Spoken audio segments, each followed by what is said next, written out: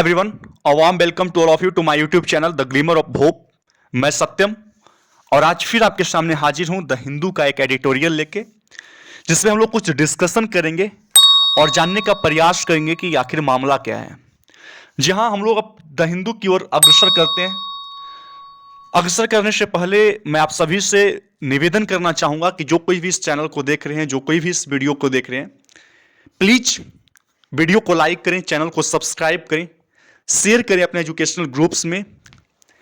Support करें। अब आइए हम लोग समय बिना गवाए हुए सबसे पहले टाइटल की ओर मूव करते हैं, और टाइटल है a space not time on election commissioner tenures. Time matter नहीं करता है। टाइम तो चीफ जस्टिस ऑफ जो इंडिया है उनका भी टेन्योर बहुत कम है, बट वो अंडरमाइन नहीं करता है, उनके जो वर्क हैं उनको अंडरमाइन नहीं करता है, उनको जो आजादी दिया गया है वो उनको अंडरमाइन नहीं करता है। तो जरूरत किस बात का है? स्पेस का जरूरत है, ऑरा का जरूरत है, जिसमें वो फ्रीडम के साथ काम कर सकें। ये बात किया जा रहा है जो चीफ इलेक्शन कमिश्नर्स हैं उनके नियुक्ति को लेकर बात किया जा रहा है। डेटा एक पहले मैंने वीडियो अपलोड किया है, उसको आप जाकर देखें, जो इसमें बताया गया है कि 1996 से कोई भी ऐसे चीफ इलेक्शन कमिश्नर्स नहीं है जिनका टेन्योर पूरा हुआ है। मामला पूरा क्या है वो वीडियो में आप जरूर देखें। इस वीडियो को हम सिर्फ ग्रामर्स कुछ वर्ड्स सीखने के लिहाज से कर रहे हैं।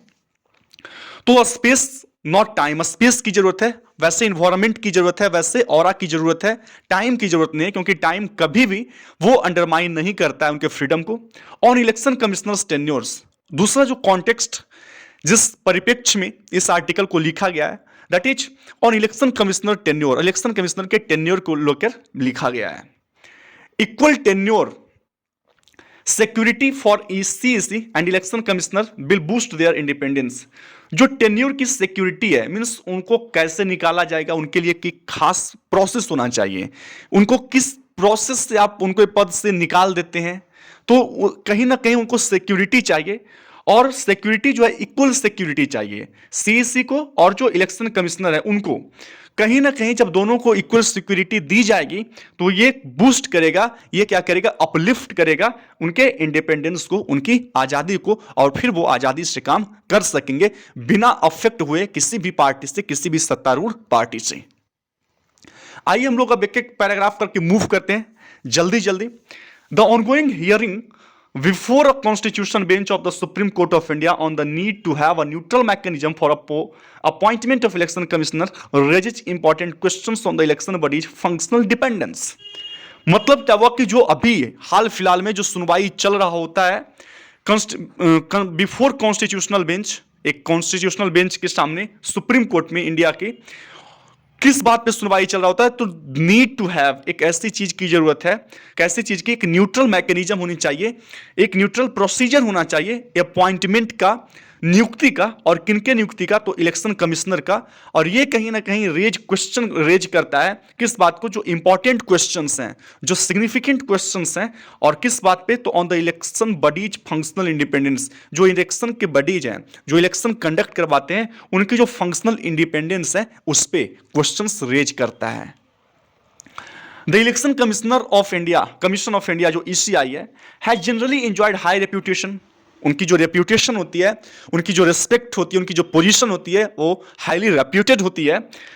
Holding free and fair polls since the dawn of the republic, जब से रिपब्लिक आया है, जब से भारत रिपब्लिक हुआ है, तब से उनकी जो रेप्यूटेशन है हाई है, और हाई इस बात को लेकर कि कहीं ना कहीं उनके द्वारा जो इलेक्शंस होते हैं, जो पॉल्स होते हैं, वो फ्री एंड फेयर होते हैं। ऑल्दो, हालांकि उनकी जो ये पोजीशन है वो इम्यून नहीं है, वो प्रोटेक्टेड नहीं है, क्योंकि उन पे भी बहुत सारे चार्जेस लगाए गए हैं, और चार्जेस इस बात को लगाया गया है लेकर कि कहीं ना कहीं जो इलेक्शन कमीशन है वो रूलिंग पार्टी को सपोर्ट करती है। तो इनकी भी जो इम्यून है, उनकी जो भी पोजीशन है, जो रिस्पेक्ट है, जो रेप्यूटेड पोजीशन है, वो इम्यून नहीं है, वो बचा हुआ नहीं है। इन पे भी लांछन लगाए जा चुके हैं। फिर क्या है, हाउएवर, हालांकि given the courts vocal concern, जो कोर्ट का जो मौखिक कंसर्न बताया गया है अबाउट ईसीआई इंडिपेंडेंस, ईसीआई के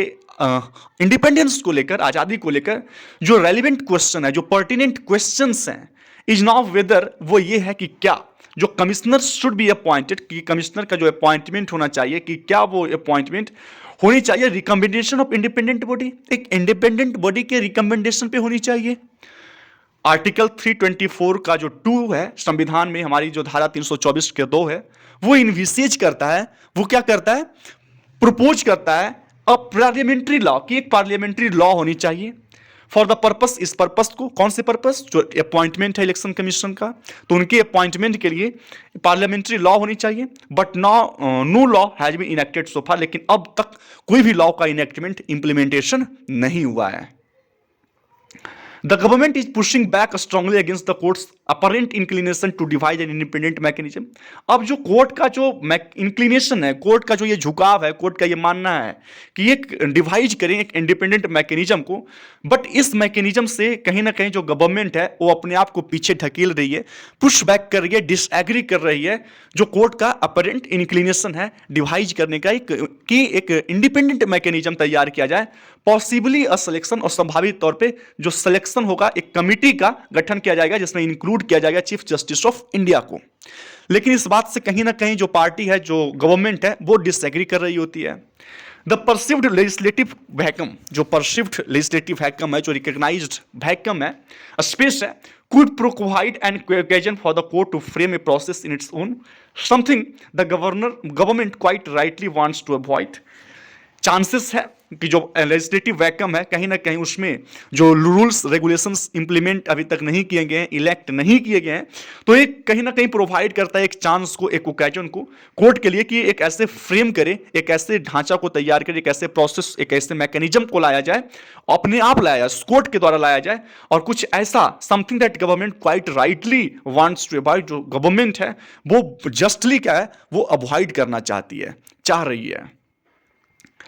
देयर इज नो डाउट, कोई इसमें संदेह नहीं है, निस्संदेह यह कहा जा सकता है कि एक जब इंडिपेंडेंट बॉडी सेलेक्ट करेंगे कोई भी इलेक्शन कमिश्नर्स का, तो that will enhance the ECI independence, जो ईसीआई हैं, जो इलेक्शन कमिश्नर ऑफ इंडिया है, उनकी जो आज़ादी है उनको इनहांस करेगा, उसको अपलिफ्ट करेगा। But the court will have to decide, लेकिन कोर्ट को इस बात को डिसाइड करना होगा, कोर्ट को इस बात का निर्णय लेना होगा कि court will have to decide if it wants to spell out its composition or leave it to the parliament, कि जो कमिटी तैयार की जाएगी उसमें अपना कोर्ट के द्वारा कौन कौन कंपोजिशन में होंगे, यानी किनका सिलेक्शन होगा उस कमिटी में, कौन रहेंगे उस कमिटी में, कि वो क्या कोर्ट डिसाइड करे या पार्लियामेंट पे छोड़ दे, इसको कहीं ना कहीं कोर्ट को एक्सप्लेन करना पड़ेगा, स्पेल आउट करना पड़ेगा। Justice K M Joseph heading the bench, जो हेड कर रहे होते हैं बेंच को, हैज नोटेड दैट, उन्होंने इस बात को नोट किया कि chief election commissioner in the past had Fairlie long tenures, कि पास्ट में अगर पहले देखा जाए तो बहुत उनका लंबा टेन्योर हुआ करता था, अनलाइक इन रिसेंट टाइम, लेकिन असंभावित तौर पे अभी नहीं हो रहा है वैसा। हालांकि it should be remembered that, याद रखा जाना चाहिए कि सिंस 1993, जो 1993 से ईसीआई जो है वो मल्टी मेंबर बॉडी बन चुके हैं, एक नहीं है, मल्टी मेंबर, जिसमें कॉम्प्राइज करता है, इसमें मौजूद होता है एक चेयरमैन यानी कि चीफ इलेक्शन कमिश्नर, वहीं 2 इलेक्शन कमिश्नर्स होते हैं, तो एक मल्टी बॉडी हो गया है 1993 से। जबकि जो करंट कन्वेंशन है, जो करंट का जो परंपरा है, जो चला आ रहा होता है नियम, रूल्स और regulation, it is to appoint ECs and elevate them as CEC, मतलब इलेक्शन कमिश्नर्स का अपॉइंटमेंट कीजिए और उन्हीं को एलिवेट कर दीजिए, आगे बढ़ा दीजिए चीफ इलेक्शन कमिश्नर के तौर पे, but on the basis of आधार किस चीज को रखना है, सीनियरिटी की, जो सीनियर मोस्ट होंगे उन्हीं को अपलिफ्ट कर दिया जाएगा सीईसी के तौर पे। इन इफेक्ट वास्तव में अगर देखा जाए, it is the appointment process for the ECs, ये एक ऐसा प्रोसेस है, किनके लिए प्रोसेस है, अपॉइंटमेंट है ईसीज के लिए, क्योंकि उन्हीं को अपलिफ्ट किया जाएगा सीईसी के तौर पे, चीफ इलेक्शन कमिश्नर्स के तौर पे। तो ये अपॉइंटमेंट प्रोसेस वास्तव में किसके लिए है, ईसीज के लिए, इलेक्शन कमिश्नर्स के लिए, जिसमें रिक्वायर्स स्क्रूटनी, उसमें में जरूरत है स्क्रूटनी का, सुधार का, कुछ एड्रेस किया जाए। एज इट इज देयर, क्योंकि यहां ही क्या हो सकता है, देयर इज स्कोप, चांसेस है for personal whimsy to play a role, की पर्सनल भीमसी जो है, कि कौन जो ईसीज हैं वो सीईसी बनेंगे, तो यहाँ पे हो सकता है कि अपनी जो मनमौजी है वो काम अदा कर दे कोई लोग और अपने मन से काम किया जाए, तो स्क्रूटनी का जो जरूरत है कहीं ना कहीं यहीं पे जरूरत है। द सीईसी जो चीफ इलेक्शन कमिश्नर है, 60 ईयर टेन्योर, 60 साल का टेन्योर होता है, but should demat office on attaining 65,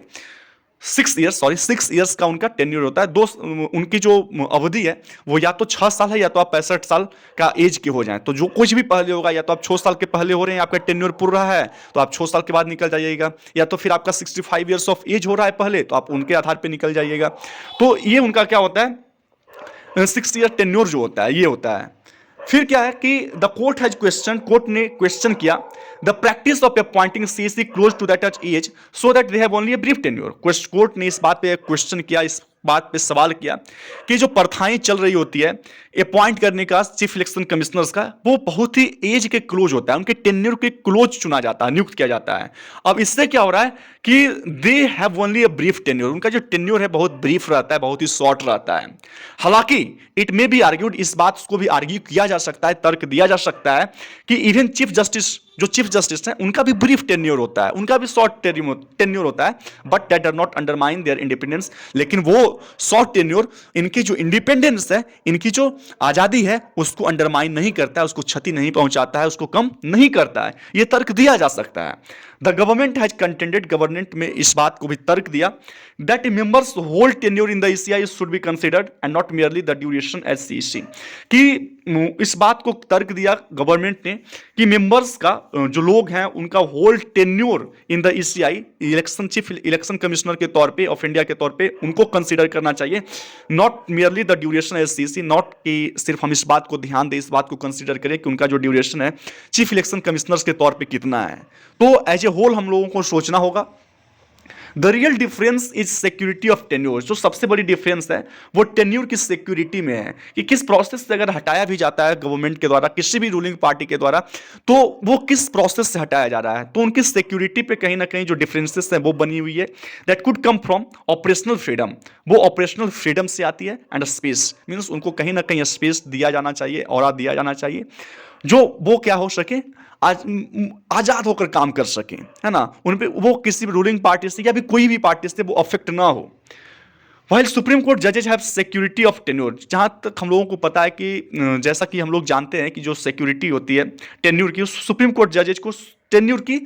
उनकी जो टेन्योर होती है उनकी कहीं ना कहीं सिक्योरिटी होती है, उसको कोई भी हटा नहीं सकता उनके पद से। They can't be removed only by impeachment और बाय पार्लियामेंट। दे कैन, उनको सिर्फ कैसे हटाया जा सकता है कि पार्लियामेंट से इम्पीचमेंट, महाभियोग लगाया जाए। ओनली द सीईसी और जो चीफ इलेक्शन कमिश्नर्स होते हैं वो इस टेन्योर की जो सिक्योरिटी है वो एंजॉय करते हैं, बट इस चीज को किसी भी सीईसी के रिकमेंडेशन पे हटाया जा सकता है। तो इलेक्शन कमिश्नर्स जो होते हैं उनकी सिक्योरिटी नहीं है, टेन्योर को यहाँ पे स्क्रूटनी की जरूरत है,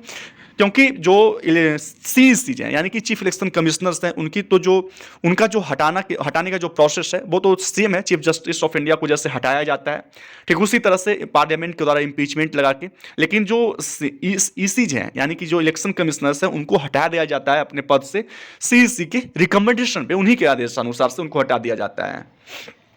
there is a good chances बहुत अच्छे हैं, there is a good case for means the best thing is to do for extending the same tenure, उसी टेन्योर को एक्सटेंड किया जाए,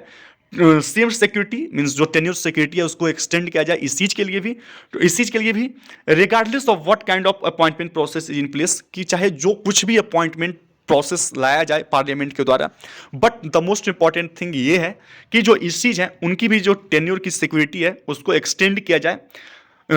उसको भी एक्सटेंड किया जाए और उनको एक ऐसा स्पेस दिया जाए, उनको टाइम दिया जाए कि वो आज़ाद होकर उनकी जो ऑरा है, उनकी जो स्पेस है वो फ्री हो, किसी पार्टी से, किसी पॉलिटिकल पार्टी से, किसी लोगों से वो अफेक्टेड नहीं हो, और द मोस्ट इंपॉर्टेंट थिंग कि जो अपनी जो काम है उनकी फ्री एंड फेयर इलेक्शन का, उनका जो रेस्पेक्ट है एक हाईली रेप्यूटेड होने का, वो सही तरीके से संचालन उसका कर सकें, उसका अंजाम दे सकें। So this is the end of this very article and I hope कि आपको समझ में आया होगा। फिर हम लोग कल मिलते हैं इसी समय, तब तक के लिए thank you, have a nice day and bye bye all of you, bye.